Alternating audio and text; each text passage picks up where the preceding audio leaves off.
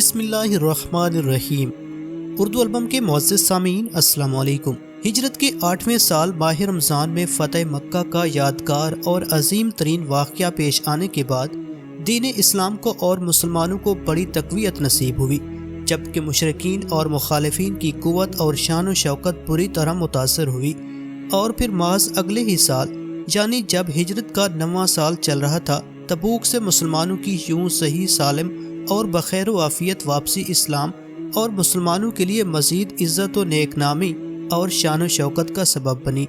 جبکہ مشرکین و منافقین مزید کمزور پڑ گئے اور دل برداشتہ ہو گئے۔ اس تمام صورتحال کا نتیجہ یہ ظاہر ہوا کہ اب جزیرۃ العرب میں دین اسلام اجنبی یا نامانوس نہیں رہا، بلکہ اب دور تک اسلام کا چرچا ہونے لگا اور بڑی صورت کے ساتھ دین اسلام پھیلتا گیا۔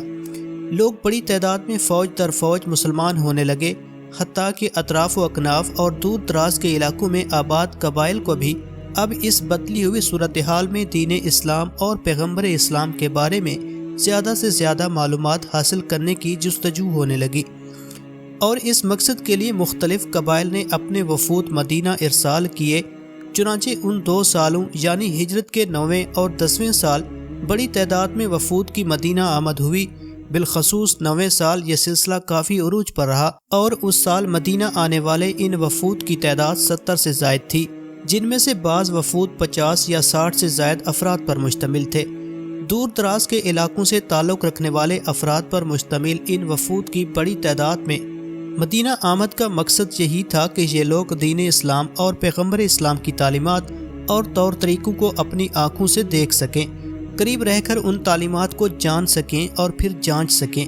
چنانچہ مدینہ میں قیام کے دوران یہ لوگ رسول اللہ صلی اللہ علیہ وسلم کی نیز آپ کے جانثار ساتھیوں کی سادہ اور پاکیزہ زندگی کا اپنی آنکھوں سے مشاہدہ کرتے، آپ کے اعلیٰ اخلاق و کردار کو دیکھتے اور اس حقیقت کو دیکھتے کہ اب تو آپ کو ملک عرب کی وسیع سلطنت حاصل ہو چکی ہے، یعنی اب آپ محض اللہ کے نبی اور دینی رہنما ہی نہیں بلکہ اس کے ساتھ ساتھ اب تو آپ اتنی بڑی سلطنت کے حکمران اور فرما روا بھی بن چکے تھے۔ مگر اس کے باوجود کوئی فخر غرور نہیں، کوئی زیب و زینت نہیں، کوئی عیش و عشرت نہیں، بس وہی سیدھی سادی زندگی ہے۔ مسجد کی وہی چٹائی آپ کا شاہی تخت ہے، اور وہی پرانا امامہ آج بھی آپ کے سر کا تاج ہے۔ گھر میں ایک چارپائی ہے جو کہ بان کی رسیوں سے بنی ہوئی ہے۔ جب آپ صلی اللہ علیہ وسلم آرام کی غرض سے اس پر لیٹتے ہیں تو جسم مبارک پر ان رسیوں کے نشان پڑ جاتے ہیں۔ آپ صلی اللہ علیہ وسلم کے جانثاروں اور فرما برداروں کی بہت بڑی فوج موجود ہے، جو ہر دم ہر لمحہ اور ہر آن آپ کی خدمت کے لیے بےتاب رہتے ہیں اور آپ صلی اللہ علیہ وسلم کے اشارے کے منتظر رہتے ہیں۔ مگر اس کے باوجود آپ اپنے سبھی کام کاج خود ہی کرتے ہیں، اپنے کپڑوں میں پیوند خود ہی لگاتے ہیں، جوتا پھٹ جاتا ہے تو خود ہی اس کی مرمت کر لیتے ہیں، اپنے کسی کام کے لیے کسی کو تکلیف نہیں دیتے۔ دوسروں کو بھی یہی تاکید و تلقین کیا کرتے ہیں کہ کوئی کسی پر بوجھ نہ بنے، ہر کوئی اپنا کام کاج خود کیا کرے۔ آپ صلی اللہ علیہ وسلم ہر ایک کی عزت کرتے ہیں، کبھی کسی کا دل نہیں دکھاتے، کسی کو تکلیف نہیں دیتے، اور دوسروں کو بھی یہی تعلیم دیتے کہ کوئی کسی کا دل نہ دکھائے، کسی کو نقصان نہ پہنچائے، کسی کا حق نہ دبائے، کسی کو تکلیف نہ پہنچائے، نہ تو اپنی زبان سے اور نہ ہی اپنی کسی حرکت سے۔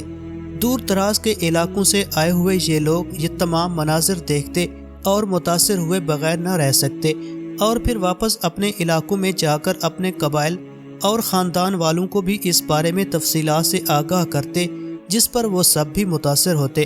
اور یوں اس دور میں لوگ بہت بڑی تعداد میں فوج در فوج مسلمان ہوتے چلے گئے۔ چنانچہ اسی کا یہ نتیجہ تھا کہ محض 1 سال قبل یعنی ہجرت کے 8ویں سال فتح مکہ کے تاریخی موقع پر رسول اللہ صلی اللہ علیہ وسلم کے ہمراہ آپ کے جانثار ساتھیوں کی تعداد 10,000 تھی، اور پھر محض اگلے ہی سال یعنی ہجرت کے 9ویں سال غزوہ تبوک کے موقع پر آپ صلی اللہ علیہ وسلم جب اپنے لشکر کی قیادت کرتے ہوئے مدینہ سے تبوک کی جانب رواں تھے، تب یہ تعداد 30,000 تک جا پہنچی تھی۔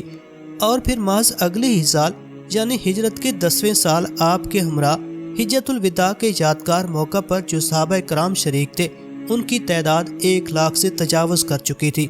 بیت اللہ کے معمار اول اللہ کے جلیل القدر پیغمبر حضرت ابراہیم خلیل اللہ علیہ السلام تھے، جنہوں نے اپنے فرزند حضرت اسماعیل علیہ السلام کے ساتھ مل کر اللہ سبحانہ و تعالیٰ کے حکم کی تعمیل کے طور پر تعمیر کعبہ کا مقدس ترین اور تاریخی فریضہ انجام دیا۔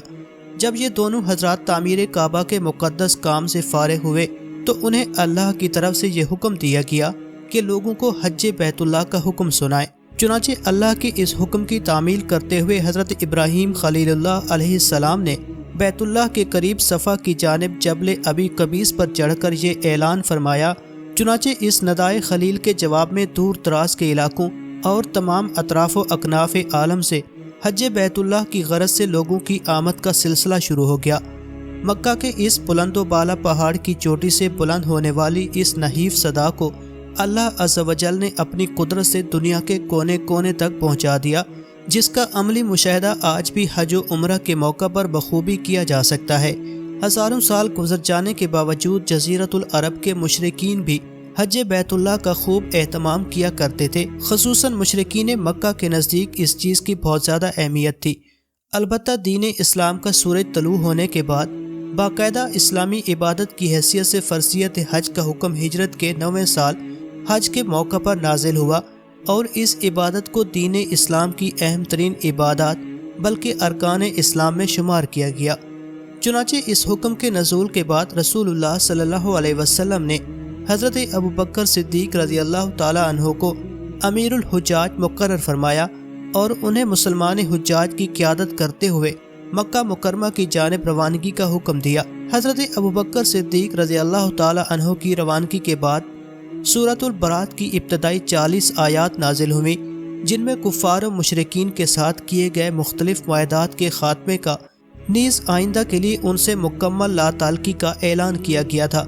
حج کے موقع پر چونکہ جزیرۃ العرب کے تمام اطراف و اکناف سے آئے ہوئے حجاج بڑی تعداد میں مکہ میں موجود ہوا کرتے تھے، لہٰذا یہ بات ضروری تھی کہ کسی طرح اس مناسب ترین موقع پر یہ آیات وہاں مکہ میں تمام حجاج کے اجتماع میں پڑھ کر سنا دی جائیں، نیز ان آیات کے مفہوم و مضمون اور ان میں موجود احکام سے انہیں آگاہ کر دیا جائے۔ چنانچہ رسول اللہ صلی اللہ علیہ وسلم نے اس مقصد کی خاطر اب حضرت علی بن ابی طالب رضی اللہ تعالی عنہ کو مکہ کی جانب روانہ فرمایا تاکہ وہ امیر الحجاج حضرت ابوبکر صدیق رضی اللہ تعالی عنہ سے جا ملیں۔ اس حکم کی تعمیل میں حضرت علی رضی اللہ تعالی عنہ بھی مکہ کی جانب روانہ ہو گئے اور تیز رفتاری کے ساتھ سفر کرتے ہوئے حضرت ابوبکر صدیق رضی اللہ تعالی عنہ سے جا ملے۔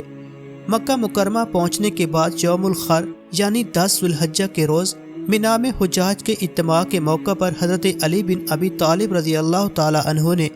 رسول اللہ صلی اللہ علیہ وسلم کی طرف سے تاکید کے مطابق وہ آیات تمام مشرکین مکہ کو پڑھ کر سنائی، نیز اللہ سبحانہ و تعالی کی طرف سے نازل شدہ ان احکام و ہدایات کے بارے میں انہیں مطلع کرتے ہوئے ان کے ساتھ کیے گئے تمام معاہدات کے خاتمے کا اعلان کیا۔ چونکہ انہی آیات میں ایک حکم یہ بھی تھا کہ مشرکین چونکہ نجس ہیں، لہٰذا اس سال کے بعد اب آئندہ کوئی مشرک مسجد حرام کے قریب بھی نہیں جائے گا۔ چنانچہ حضرت علی رضی اللہ تعالی عنہ نے وہاں موجود حجاج میں سے مشرکین کو یہ حکم بھی پڑھ کر سنایا اور انہیں اس بارے میں خبردار کیا، اور یوں مشرکین کے لیے حج بیت اللہ کا یہ آخری سال ثابت ہوا، جس کے بعد ان کے لیے ہمیشہ کے لیے حدود حرم میں داخلے کی ممانعت ہو گئی۔ سن 9 ہجری میں فرضیت حج کے اس حکم کے نزول کے بعد کیا جانے والا یہ حج نہایت عجیب و غریب نوعیت کا تھا۔ اس میں ایسے مناظر تھے کہ جو نہ کبھی اس سے قبل دیکھے گئے تھے اور نہ ہی کبھی اس کے بعد دیکھے گئے، کیونکہ تاریخ عالم میں یہ واحد حج تھا کہ جس میں مسلمان اور مشرکین بیک وقت دونوں شریک تھے، دونوں یکجا تھے اور ایک ساتھ مناسک حج کی ادائیگی میں مشغول تھے، البتہ دونوں کے طریقے یقیناً جدا جدا تھے۔